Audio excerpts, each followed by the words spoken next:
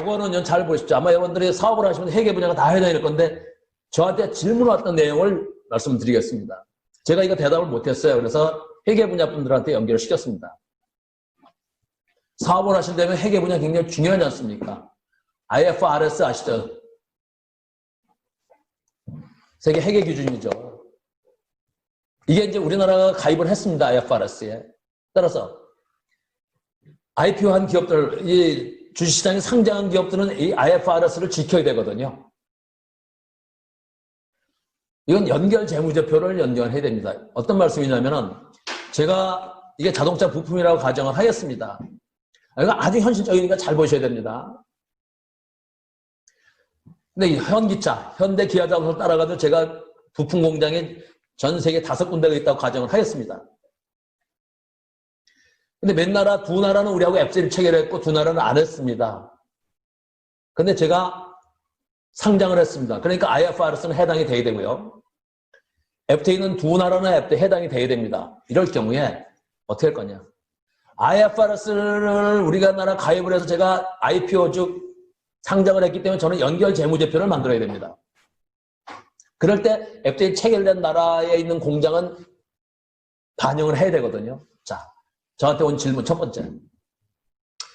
해외에 나가 있는 공장 건물이나 설비물이나 기계, 운송자물인데 감가상각은 어떻게 해야 되냐 이거죠. 왜? 연결 재무제표를 만들어야 되는데 나라마다 다 틀리더라 이겁니다. 감가상각이 틀리고 아이템도 틀리고 관련 법률도 다 틀린 거예요. 근데 기업들이 이걸 잘 알지 못하는 거지. 거기다가 FTA를 체결했으니까 그럼 이게 이 관세율은 어떻게 되는 거고 여기에 대한 어떤 그 감가상각은 어떻게 되고 이게 잘 모르는 거예요. 그래서 첫째 질문했던 게 자기 나라가 자기 업체가 이렇게 해외 공장이 여러 개 있는데 그걸 연결 재무제표를 만들려니까 공장이나 설비 이런 거에 대한 감가상각을 어떻게 해야 될지 모르겠더라. 근데 저는 회계 전문가는 아닙니다. 그래서 FTA를 설명을 드리고 회계사한테 연결시켜줬는데 죄송하지만 그 회계사님이 또 FTA를 모르시더라고요. 그래서 저도 제대로 이걸 설명을 못 드렸습니다. 근데 좌우간 이런 질문이 있다는 거 좀 알아두시고 아마 여러분 해당이 되실 겁니다. 두 번째 재고자산 평가입니다. 예를 들면 이렇습니다, 여러분. 제가 두부 공장 사장입니다. 근데 어제 콩이 한 트럭이 들어왔고요. 오늘 2트럭이 들어왔습니다. 근데 제가 오늘 두부를 만들기 위해서 콩이 반 트럭이 나갔습니다. 이러면 한 트럭이 나갔습니다. 그러면 어제 걸 썼을까요? 오늘 걸 썼을까요? 이게 헷갈리는 겁니다. 근데 전 세계는 선의선출법, 후의선출법, 그 다음에 평균법이 있습니다. 나라마다 이게 재고자산 평가는 다 틀린 거예요. 그걸 어떻게 할 거냐. 근데 안타깝게도 회계, 세무, 법률은 FTA에서 다 개방이 됐습니다. 따라서 상품, 원재료, 부품할 때 이 재고자산 평가를 왜? 연결 재무제표를 만들어야 되니까 제가 공장이 5개 있으니까 이걸 재고자산 평가를 해야 될 거 아닙니까? 일정한 시점에서. 세 번째도 또 질문 받았던 겁니다. 그렇게 해서 이제 어떤 업체가 해외 투자를 했든지 합작기업한테 지사 인력이 나왔지 않습니까? 이 사람들 퇴직금당금을 설정해야 될 거 아닙니까? 근데 전 세계는 퇴직금 그 사람 월급에서 얼마 떼고 회사가 부담해도 퇴직충당금을 만들어 놓고 퇴직할 때 줘야 되지 않습니까? 근데 이게 퇴직충당금 제도가 없는 나라도 있어요. 이럴 때 어떻게 하냐? 제가 대답을 못했습니다. 사실 회계 전문가가 아니라서요. 제가 받았던 질문입니다. 그 다음에 가장 중요한 것 중에 외상매출채권 투자에서 선급금 등 대손 충당금인데 아까 말씀드렸지 않습니까? 사업을 하다 보면 이 오래된 고객하고의 외상매출채권이 발생될 수 있잖아요. 제가 이제 A국의 그 바이어하고 외상매출채권이 발생이 됐다고 가정을 하겠습니다. 아니면 제가 현지에서 투자를 해서 비즈니스를 하고 있는데 외상매출채권이 발생됐습니다. 그럼 투자해서든지 채권을 받아내야 되지 않겠습니까? 근데 100원이 발생됐는데 80원은 제가 받았어요.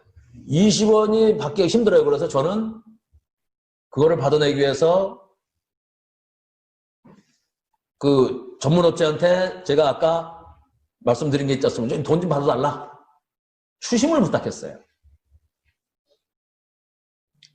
추심을 부탁했는데 15원은 받아낸 거예요. 그래서 15원을 받아내는데 수수료가 들어갔겠죠? 근데 15원 받아내기 위해서 제가 비용이 16원 들어가면 저는 하지 말죠. 왜? 비용이 더 들어가니까. 그래서 15원을 받아냈습니다. 나머지 5원 도저히 못 받는 거예요. 뭐 사라진 것도 있고 뭐 사망할 수도 있고 파산될 수도 있으니까. 그럼 5%의 때는 대손 충당금을 설정해서 못 받을 것에 대해서 대손 충당금에 떨어야 되지 않습니까? 이럴 때 어떻게 해야 되냐 질문인데 제가 이걸 잘 모르겠더라고요. 이거는요, 제가 컨설팅을 하면서 해결 문제 발생됐던 겁니다. 감가상각 문제, 재고자산 평가 문제, 퇴직 충당금, 대수 충당금. 아마 여러분들이 해외 진출하시는지 단순 상품만 수출하는데 모르지만 현지 진출하든지 아니면 투자를 하시든지 어떨 때 아마 당연히 이게 발생될 겁니다. 이런 문제는 현실입니다. 그래서 제가 이걸 말씀드리는 거는 회계 분야에, 여기 혹시 회계 분야의 전문가 계시면 이런 걸 좀 연구를 해 주셔야 됩니다. 그리고 해외 진출하시든지 여러분이 공장에 있는데 합작했기 때문에 이런 문제를 여러분들이 잘 관리하셔야 되고요. 그 다음에 보직 문제입니다. 예를 들면은 어느 업체가 어디에 투자를 한다든지 어디에 공장을 건설했는지 어떤 뭐 이런 문제가 여러 가지 발생되지 않습니까? 이럴 때 비드본드 잘 아시죠? 입찰 보증할 때 어디 입찰 들어갈 때 보증서 내라고 그러지 않습니까? 선수금 환급 보증. 예를 들면은 뭐 공장 건설하든지 배 조선 뭐 할 때 선수금 받지 않습니까? 사실 선수금은 이게 피본드인데 선수금은 빚이거든요. 제가 먼저 받아가지고 예를 들면 건설 공장 한다면 뭐 숙소로 건설 숙소든지 길도 만들어야 되고 뭐 이래야 되지 않습니까? 이거에서 먼저 받는 거예요. 1억 달러를 1000만 달러, 1억 달러 프로젝트에서 1000만 달러 선수금을 먼저 받았다? 그러면 공사를 하면서 기성을 받아가지고 이 1000만 달러를 갚아야 되잖아요. 이게 선수금인데 만약에 이 돈을 발주처에서 보면 이 업체가 선수금 받고 떼먹고 그냥 도망갈 수도 있지 않습니까? 그래서 선수금 환급보증, P본드를 하지 않습니까? 그 밑에 AP본드도 있고 P본드 계약이행보증도 있고 유보금 환급보증도 RB본드도 있고 뭐 여러 가지 하자보증도 메인티넌스 본드도 있지 않습니까? 이런 것이 여러분 이건 기존에 있습니다. 근데 FTA 시장에서 이게 그대로 이행되는 건지 전혀 아닙니다. 왜? 우선 그 나라 들어갈 때 절차, 이 프로세스가 틀려요. 수출되든지 투자할 때 프로세스가 틀려요. 그러면 기존의 무역에서 하던 게 그대로 적용될 수가 없는 거죠. 금융권에 계신 분들은 이런 걸 연구를 좀 해주셔야 돼. FTA 시장에서 P본드든지 AP본드, B본드든지 뭐 이런 걸 어떻게 해라. 어떻게 해야 된다. 이런 게 연구가 잘 안 돼 있습니다. 저는 이런 것 중에 몇 가지 질문을 받은 적이 있어요. 아주 현실적인 거. 여러분들 해외 진출하는데 반드시 겪어야 되는 일입니다. 본드는 어떻게 할 거냐. 그 다음에요. 채권 추심, 이것도 반드시 아마 해당이 되실 겁니다. 기존의 채권 추심은 FTA 시장 말고 채권 추심은 이런 일이 벌어집니다. 제일 먼저 돈을 이상 안 갚는 거예요, 해외에서. 그러면은 뭐 국내라고 가정을 해보겠습니다. 해외가 똑같으니까. 왜? FTA 시장에서 시장이 통합됐으니까 국내가 똑같은 거예요. 돈을 안 갚으면 채무자가 어디 있는지, 그 사람 뭐 신용은 어떤지, 원래 이렇게 돈 다 떼먹는 건지, 재산은 어디다 숨겨둔 건지, 이거 안 갚으려고 막 가짜로 이용도 하지 않습니까? 이거 조사를 해야 돼요. 그리고 내가 돈 갚으라. 너 돈 갚을 때 됐다. 그래서 변제 촉구를 합니다. 근데 저 사람이 죽겠다고 이 코로나 때문에 죽겠다고 좀 늦춰달라든지 뭐 이런 변제 조건이 협상이 있을 거 아니겠습니까? 그 다음에 분할 상환도 하겠죠. 이거 한꺼번에 도저히 못하겠으니까 좀 몇 달을 걸쳐서 아니면 몇 년에 걸쳐서 해달라. 이거 기존에 있는 겁니다. 이런 거요. 그래서 이제 변제가 되면 수령을 하고요. 그것도 안 되면 이제 법적 절차 가는 거죠. 그 중에서 이제 여러 가지 판결적 수금 있지 않습니까? 컬렉션, 비프 판결되기 전에 수금을 하라. 왜 법적 들어간다면 이제 돈 주는 데도 있거든요. 근데 안 그런 데도 있어요. 그럼 판결로 결국 최고를 통해서 뭐 압수하든지 이래가지고 수금하는 경우도 있죠. 그럴 때 에셋, 재산이 있는 얘기 확인이 가능해. 어디 숨겨놓은 게 들켰어요. 그럴 때는 또 어디 몰래 취업했더라고요. 왜 이제 디덕션을 급여도 공제하든지 어태칭 뱅크 어카운트, 계좌를 압류한다든지 돈 들어오는 게 있으니까 보니까. 그 다음에 리커딩 or lion on property, 프로퍼티에 대해서 선취특권, 이런 설정하는 거죠. 리언.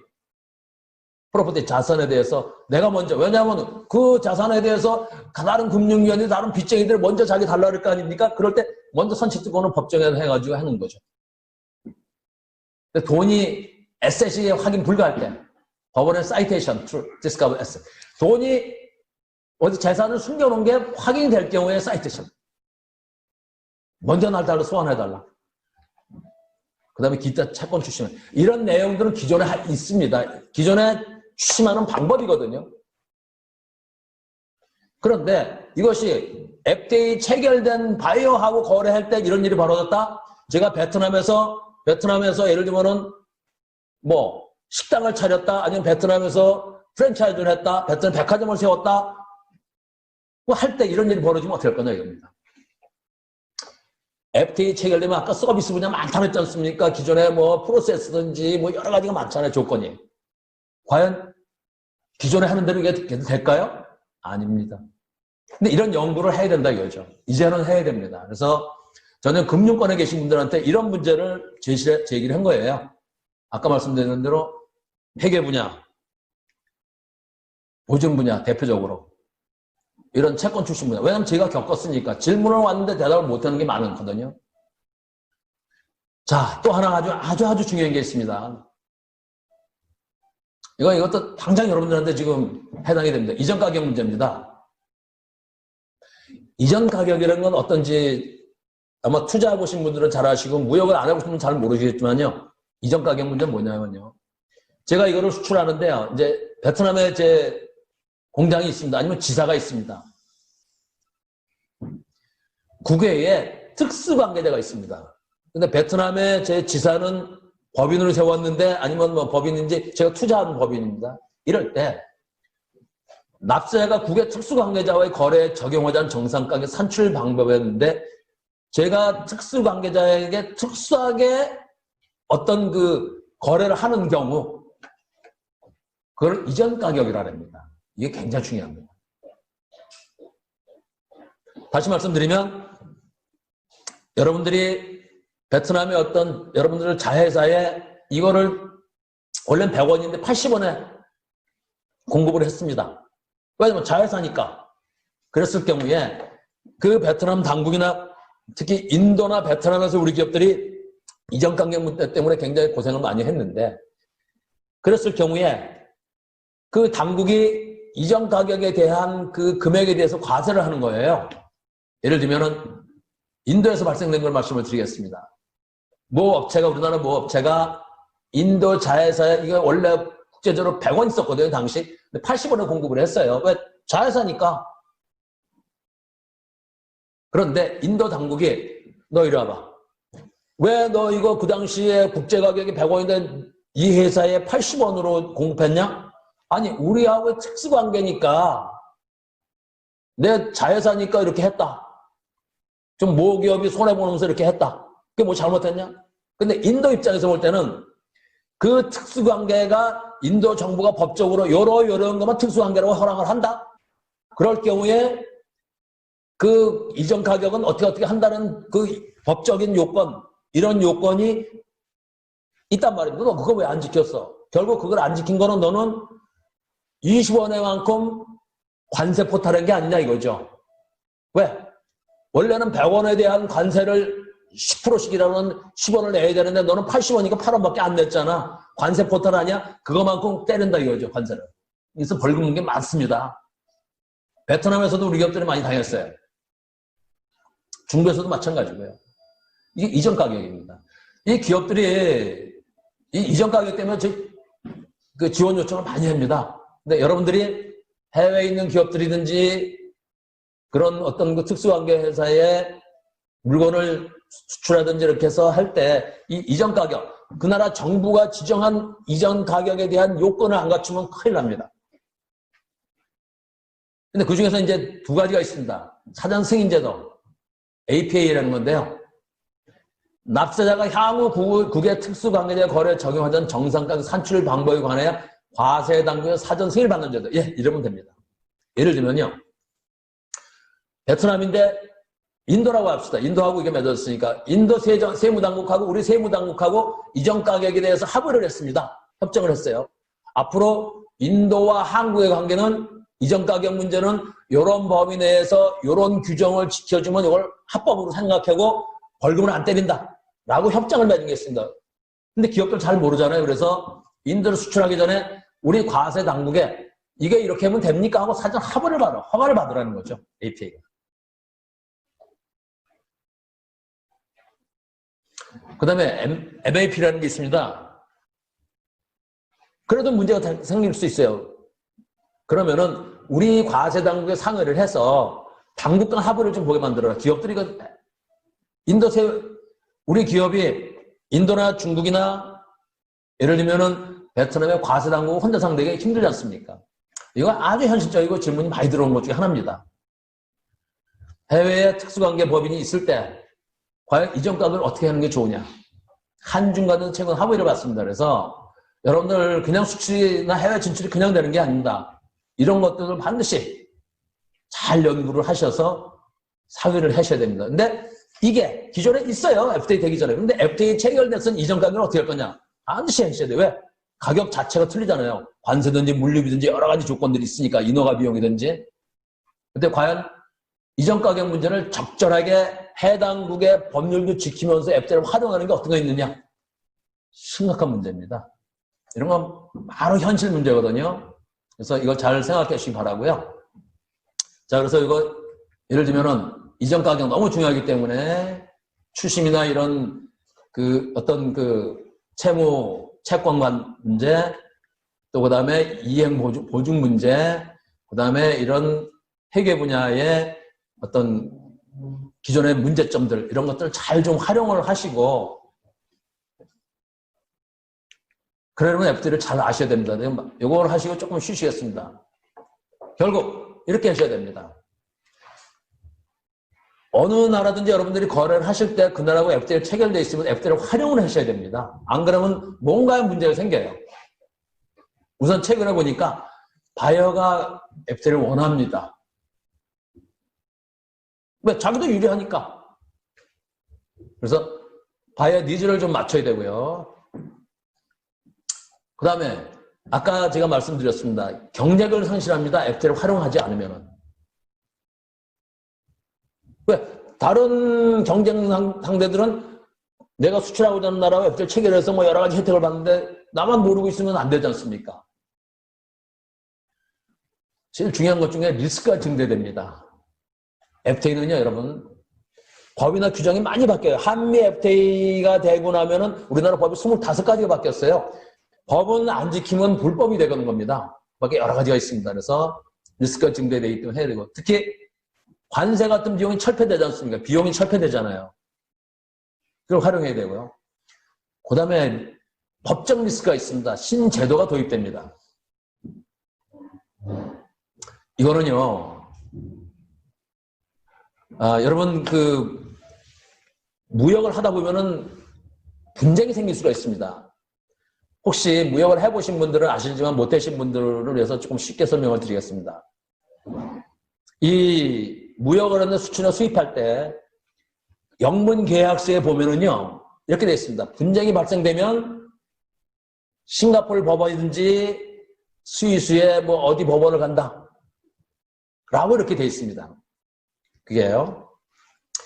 이제 뭐 스위스 제네바 법원에 가서 이렇게 분쟁을 해결하는 그런 게 되어 있습니다. 보통 일반적인 무역에서의 분쟁 해결 방법이 그렇게 되어 있습니다. 영문 아마 잘 생각해 보십시오. 영문 표준 계약서 이렇게 되어 있습니다. 그런데 FTA에서는요, 이것도 메모를 해 보십시오.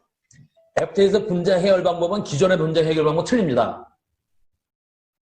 그래서 기존의 무역하고 할 때 분쟁 방법은 분쟁이 발생되면 제3국의 공정한 싱가포르 법원이나 제네바 법원 간다. 왜? 우리는 우리 쪽으로 끌어올라고 하고 우리 법원에 받으려고 상대는 상대국에 가려고 할 거 아니겠습니까? 그래서 제3국에 받는다 그랬는데 FTA에서는 이게 안 통해요. 예를 들면은 한중 FTA를 제네바 법원이 알 수가 없습니다. 이게. 왜냐면 중국하고 한국의 이해가 반영되는데 걔들이 알 수가 없지 않습니까? 따라서 FTA에서는 분쟁 해결 방법이 4가지가 있습니다. 이건 좀 메모해 놓으시면 좋겠습니다. 첫째는 노동 문제든지 자동차 같이 큰 환경 문제는 큰 분야는요.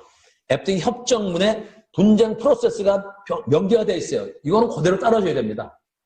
제네바 법원, 싱가포르 법원이 아니라 그 협정문에 이렇게 해결한다는 그 분쟁 해결 방법이 첫째가 돼 있어요. 그걸 따라줘야 됩니다. 이건 다른 빼도 박도 못해요. 두 번째는요. 준거법이 많이 동원됩니다. 준거법은 협정문은 못지만 어디 규정을 준거한다 이렇게 되어 있습니다. 예를 들면은 뭐 분쟁 해결 방법 중에 그런 TBT 기술 문제가 분쟁이 생겼다면 WTO의 기술 분쟁을 준용한다. 준거법이 FTA에서는 굉장히 많습니다. FTA 협정문에 인용된 준거법은 FTA 협정문과 똑같은 효력을 갖습니다. 그러니까 여러분 사업을 하실 때, 수출을 하실 때, 수입을 하실 때 준거법이라는 걸 아주 조심해야 돼요. 이거 한 줄 돼 있어요. WTO, OECD 뭐 어디 걸 준용한다 그러면 그게 규정인 거예요. 그걸 모르시면 안 됩니다. 그래서 분쟁 해결 방법에 아까 협정문에 있는 대로 따른다. 두 번째는 협정문에 없으면은 준거법이 돼 있으면 준거법을 따른다. 세 번째는 이도저도 아니면 새로운 제도를 도입합니다. 동호의결제가 대표적인 겁니다. 동호의결제는 우리나라는 원래 없던 제도입니다. 선진국에 있었는데 이게 한미 FTA에서 들어왔어요. 동호의결제는 어떤 거냐면요. 우리나라 모 업체가 공정거래에 걸렸습니다. 그런데 공정거래 당국하고 타협을 하는 거예요. 협상을 해서 야 내가 잘못했다. 그 대신 피해 보상을 이렇게 하고 앞으로 이런 걸 방지해서 내가 몇백억 내놓겠다. 라고 공정당국하고 합의를 보면은 민형사상 책임은 안 지고 행정처분을 안 받아요. 이게 동호의결제인데 우리나라 이게 대입하고 싶어도 정부와 기업이 담합했다 소리 들을까 못했어요.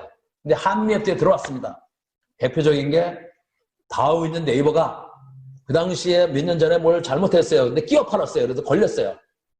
그러면서 동호의결제 한미 FTA 이후에 동호의결제 활용해가지고 소상공인 지원금에 500억을 내놓고 민영선 책임을 안 졌어요. 이게 동호의결제입니다. 이런 새로운 제도가 도입이 돼요. 네 번째입니다. 분쟁 해결 방법 중에. 이런 것도 안 되고 그럴 경우에는 이제 서로 협상을 하는 수밖에 없죠. 그래서 여러 가지. 첫 번째 아까 말씀드린 대로 협정문에 들어와 있는 분쟁 해결 방법. 두 번째는 준거법. 세 번째는 동호의결제. 그래도 안 되면은 되게 상사중재원으로 많이 갑니다. 거기 상사중재원에서 해결하자. 그래서 상사중재원이 굉장히 커졌습니다. 그 밖에 기존에 이제 뭐 다른 협상 방법이겠죠. 그래서 제가 드리고 싶은 말씀은 분쟁 해결이 기존의 무역하고 완전 틀리다. FTA는. 따라서 여러분들이 이걸 잘 보셔야 됩니다. 그래서 새로운 제도가 들어온다 이거죠. 이렇게. 아까 말씀드린 CCC 인증 같은 거 안 봐도 되고.